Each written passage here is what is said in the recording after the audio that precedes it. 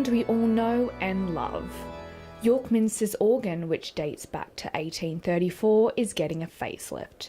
All 5,263 of its pipes are to be removed, cleaned and refitted for the first time in over 100 years.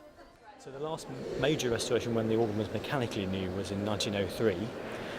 But it's had, cathedral organs normally have to have a fairly major restoration work every 25 or 30 years, and then cleaning work as well in between that. So the organ's had a regular series of work, 1916, 1930, 1960 and 1993.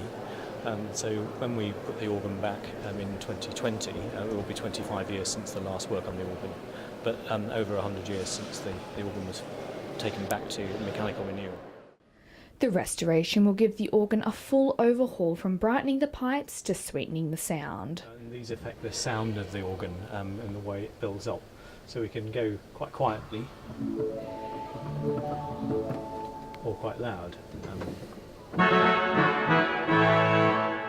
can also go quite low. And very, very high. Which are made by tiny, tiny pipes, whereas the low notes are made by the huge pipes which stand either side. And the staff at the Minster aren't the only ones who are excited about the project. Absolutely magnificent. When they blasted out before, it was just magnificent. Yeah, so we came in last night and heard the choir singing, and that was absolutely beautiful. So we came back today to have a look around the rest of it. But the Minster itself is absolutely beautiful without being overly opulent. It's lovely. It's a piece of history that cannot be replaced, so I definitely think it's justified. I think it's a worthy cause, right, because this is such a historic site.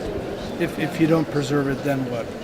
It's lost. The project is set to take 2 years to complete, with the restored instrument due to be ready in autumn 2020.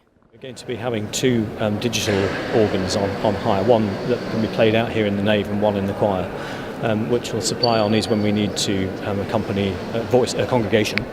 But rather than just doing everything with a temporary electronic organ, we're also going to be having a concert grand piano and a chamber organ, which was currently sitting in the choir. That's a portable pipe organ.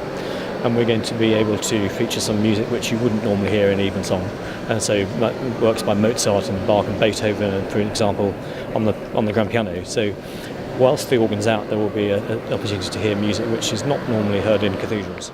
A final series of concerts and recitals can be heard until October, before the Minster sets about ensuring the unique sound of the organ can be heard by many for years to come. Alicia Garrett, That's TV.